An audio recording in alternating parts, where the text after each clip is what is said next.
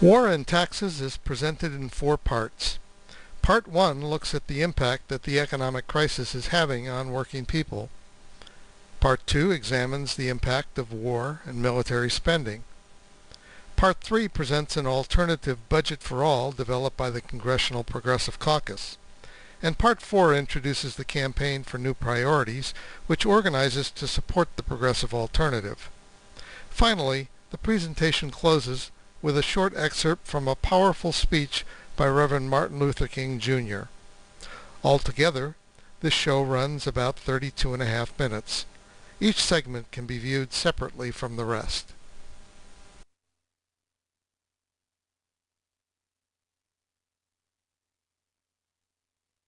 We all know, and if we don't, we're told this repeatedly from childhood on, that America is the greatest. We're number 1. Our top corporate executives earn more than any others in the world, almost 350 times the earnings of the average worker. 40 years ago, their earnings were just 42 times greater.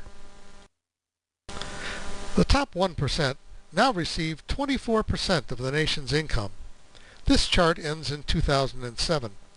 Actually, in 2011, that thin slice of the workforce hit income levels not seen since before the Great Depression of the 1930s. From 1973 on, the share of income received by the top 1% had short periods of decline, but the trend is clear. They're on a stairway to heaven. How did the rest of us fare? Over the course of 28 years between 1979 and 2007, the top 1% enjoyed income gains that averaged almost 10% per year, while the gains for the bottom 80% averaged just over 1% per year. In 2010, the richest 1% captured 93% of the income gains. This chart tells a painful story. From 1973 on, the majority of workers saw their incomes, adjusted for inflation, drop precipitously, with short periods of income growth followed by still steeper declines. Ours isn't a stairway. It's a slide towards poverty wages. To make up for this, we worked more hours, sent more of our family into the workforce, took on second and third jobs, used our homes as piggy banks, borrowing against their equity in a desperate effort to maintain our standard of living. Let's take a closer look at how the 1% made out. Here we see the record of income shares by 3 different segments of the top 10% of income earners between 1913 and 2010.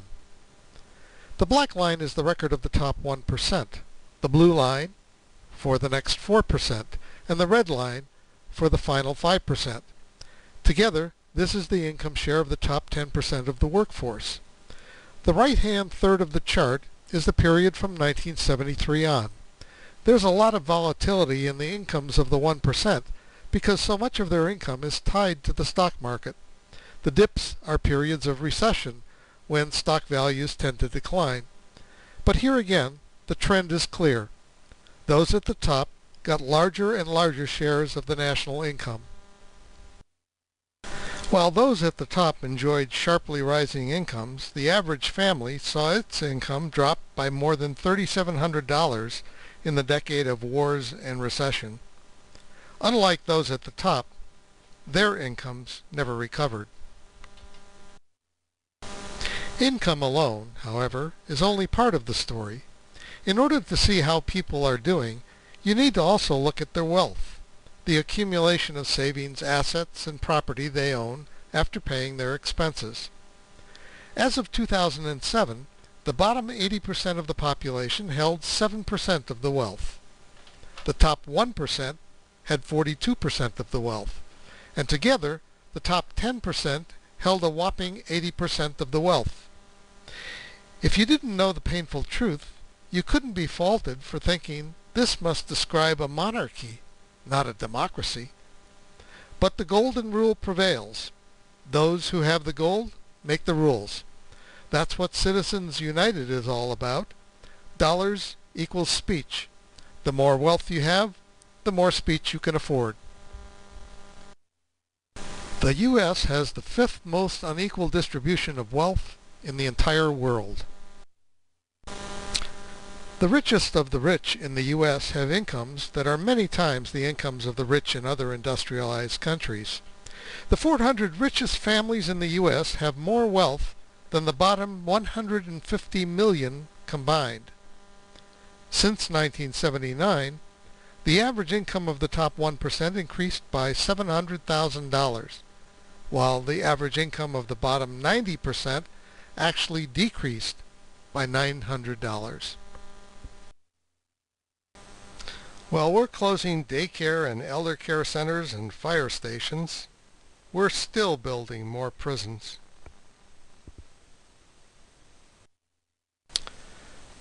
The U.S. pays to maintain an arsenal of 5,000 nuclear weapons we say we don't intend to use, while 50 million Americans have no health care coverage at all, and for most people who have it, losing their job means losing their health benefits.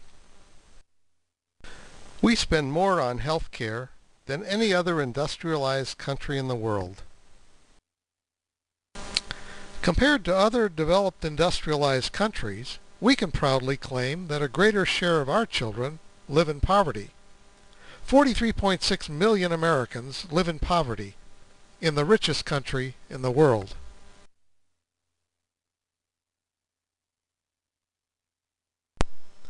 We take the prize again for the portion of our population that is homeless.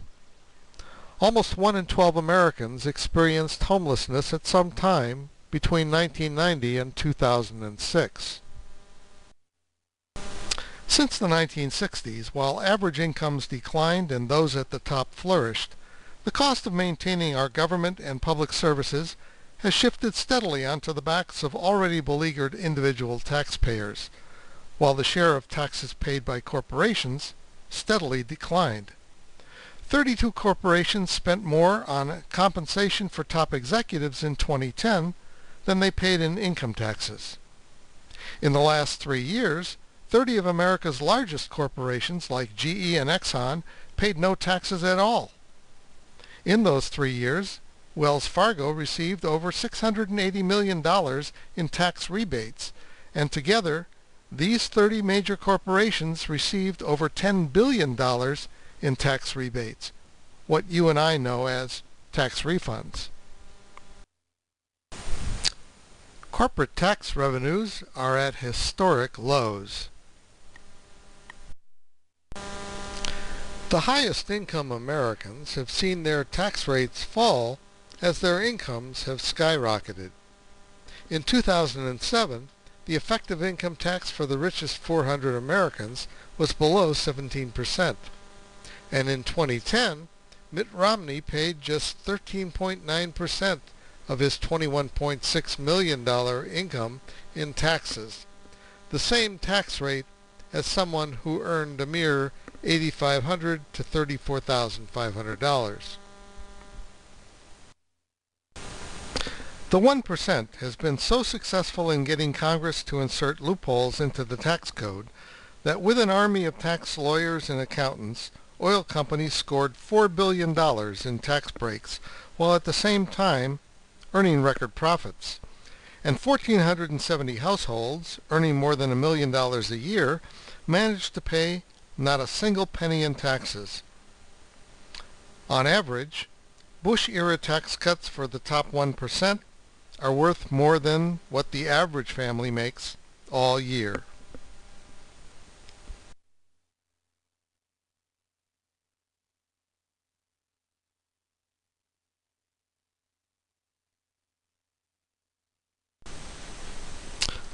Why is it that no one talks about the elephant in our nation's living room? The elephant in our living room is war and military spending.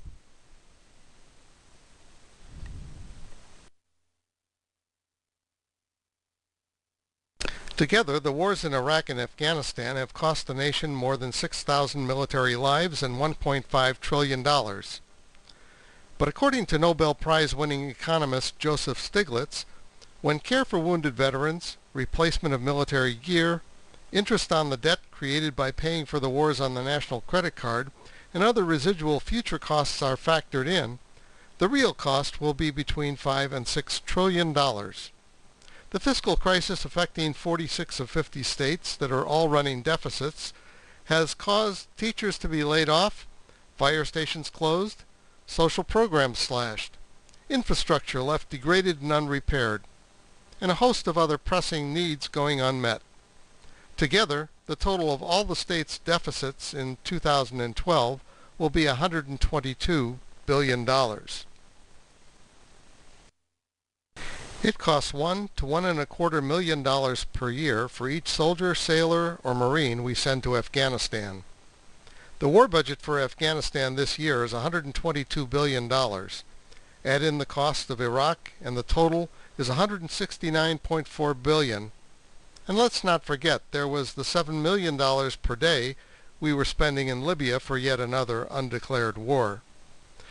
Altogether enough to cover all of the state's deficits with funds left over to restore the social safety net and meet other essential social needs.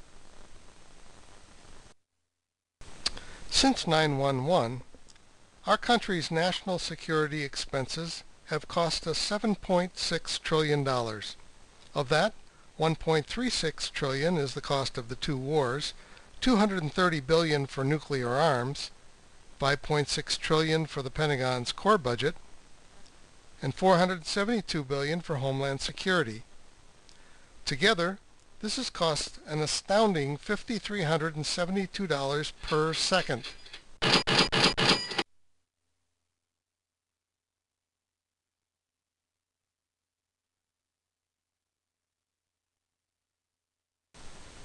For what Californians have paid for the Afghan war over those 10 years, we could have paid for 3.5 years of salary and benefits for every elementary school teacher in the state. What we paid for the Iraq war would cover the cost of public disaster funds dispersed by FEMA for 12 years. And the Afghan war would be worth 7 years of Pell Grant funding.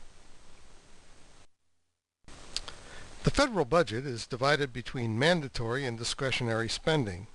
Mandatory expenditures are dictated by law and cover such things as Social Security, Medicare, and interest on the federal debt. Unlike discretionary spending, Congress does not vote annually on these appropriations. This year, we'll spend 59 cents of every discretionary tax dollar on the military, more than for all of the rest of the government combined. Since the year 2000, national security discretionary spending has risen at a rate of 96%, or 2.5 times the rate of increase in non-security discretionary spending. There's a whole lot of talk about the debt and budget deficits.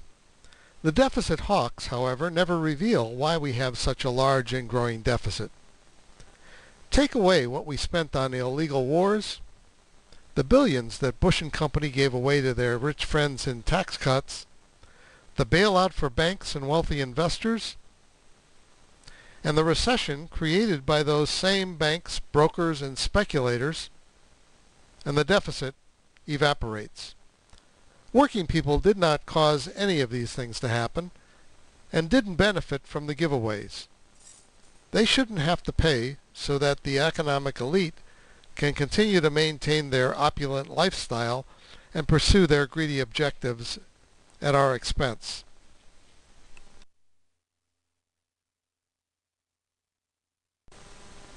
Here's another way to look at this issue.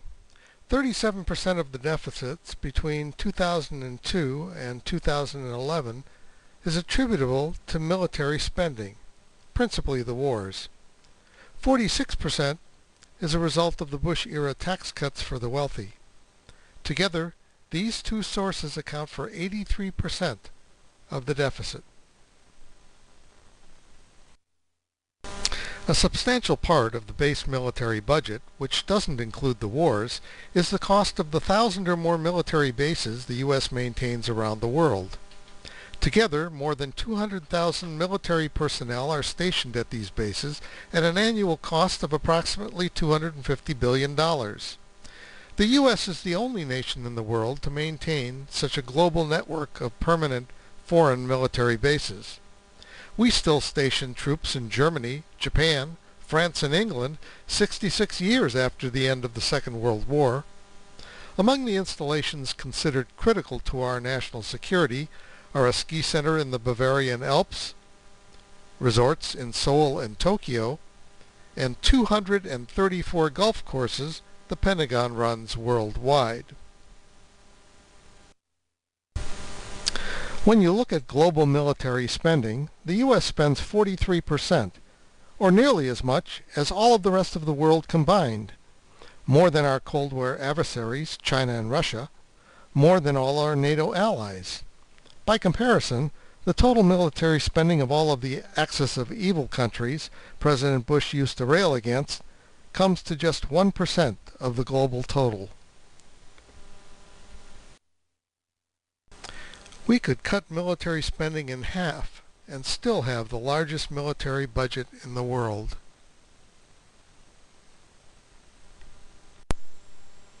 A lot of people depend on the military for a living, and most of those are not in uniform. We're told that military spending is a source of good jobs. But while almost all government spending is a source of jobs, not all government spending has the same economic impact. For every $1 billion spent on the military, 11,600 jobs are created. But the same $1 billion spent on tax cuts that fuel consumer spending creates 14,800 jobs. And on clean energy programs, 17,100 jobs. On health care, 19,600 jobs. And on education, 29,100 jobs, or 2.5 times as many jobs as military spending creates. This cartoon pretty accurately describes our present crisis. The Congress treats Wall Street financial interests as too big to fail and too big to tax, and the military-industrial complex as sacrosanct. Together, they are our sacred cows. All of the budget cuts, therefore, come from already starved social programs. 29 states have cut funding for older and disabled people. 34 states have cut public education. 44 states have cut the state workforce. 31 states have cut public health. It's pretty clear. Our country suffers from a military-industrial complex.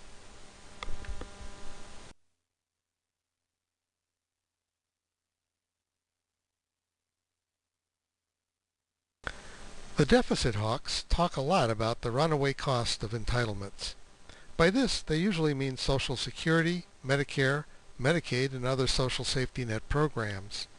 The first thing to note is that we pay for the Social Security and Medicare through payroll taxes. If by entitlement they mean we're entitled to get what we pay for, what's wrong with that? But they also never talk about corporate subsidies, tax breaks, and tax loopholes to which the rich believe they are entitled. And unlike us, they don't pay for those. We do. The question we must answer is whether our economic and political system should continue to be run for the benefit of the 1% or for the benefit of the rest of us, the 99%. Our economy is dominated by, and our political system has been hijacked by corporations and rich investors. What happened to government of, by, and for the people? We don't have to live with trickle-down economics that never trickle down, and with austerity and sacrifice for the many, and a good life for the privileged few. We have a choice to make: greater wealth for the few, or opportunity for many? Tax breaks for the richest, or a fair shot for the rest of us? A government that can be bought by the highest bidder, or a democracy that is truly of the people, by the people, and for the people? We can have guns, endless wars, tax breaks for the rich, tax havens for the corporations, tax loopholes for the speculators, war profiteering and bloated, wasteful military spending greater than the next 14 countries combined. Weapons and bases designed for a global conflict against enemies that no longer exist. Corporate profiteering, outsourcing, downsizing, subcontracting, offshoring, wage and benefit cutting, cost shifting and privatizing. Union busting, contract breaking, striker replacement, and other profit-driven corporate abuses. Dependence on climate-changing, global warming oil, gas, coal, and nuclear energy sources and technologies that are polluting, dangerous, and unsustainable, and will ultimately make the planet uninhabitable. Or we can make a different choice. We can have butter, end the wars and bring all our troops home now. Tax the rich, the banks, corporations and speculators. Put the Pentagon on a diet. Move the money from the military to Main Street. Invest in our communities to create jobs. Provide health care and education. Repair the social safety net. Restore public services and rehire laid-off public workers. Plug city and state deficits. Rebuild our infrastructure. Develop alternative energy technologies. Protect the environment. Address climate change. And meet our other urgent social needs. It's pretty clear we can't have both. But there's an alternative. It's called the Budget for All, developed by the Congressional Progressive Caucus as an alternative to the austerity budget promoted by the Republicans. It eliminates the deficit in 10 years. It ends the wars and brings our troops home. It addresses both the cause and effects of the economic crisis and puts people back to work.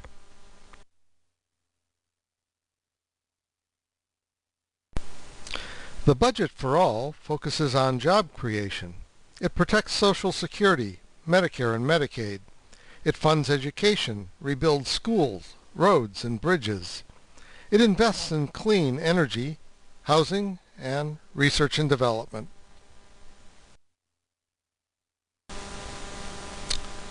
We can implement these changes without cutting into the social safety net and essential public services. Start by ending the Bush tax cuts for the rich, while protecting middle-class tax cuts. Create new tax brackets for millionaires and billionaires and close loopholes so everyone pays their share.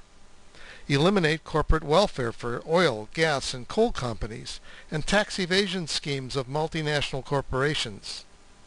And penalize speculative stock trading with a financial securities transaction tax.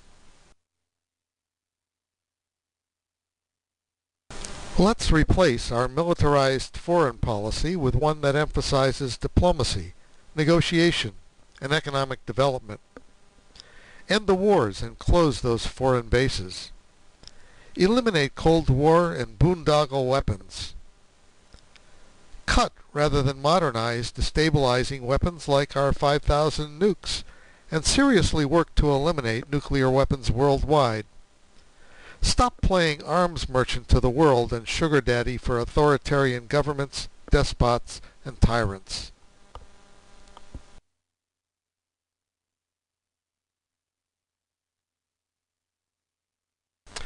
Local governments are being ravaged by budget cuts. The social safety net is in tatters. Deeper cuts are threatened. Local politicians, including many quite conservative mainstream public officials, are struggling to keep local governments operating, but face an increasingly angry and desperate electorate.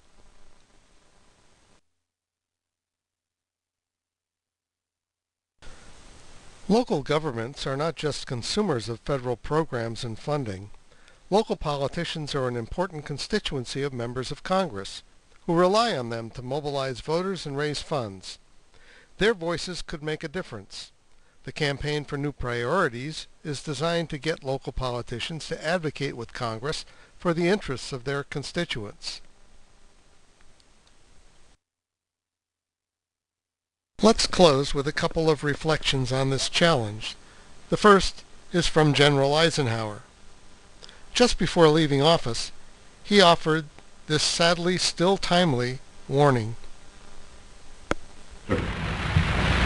Every gun that is made, every warship launched, every rocket fired signifies, in the final sense, a theft from those who hunger and are not fed, those who are cold and are not clothed. This world in arms is not spending money alone. It is spending the sweat of its laborers, the genius of its scientists, the hopes of its children.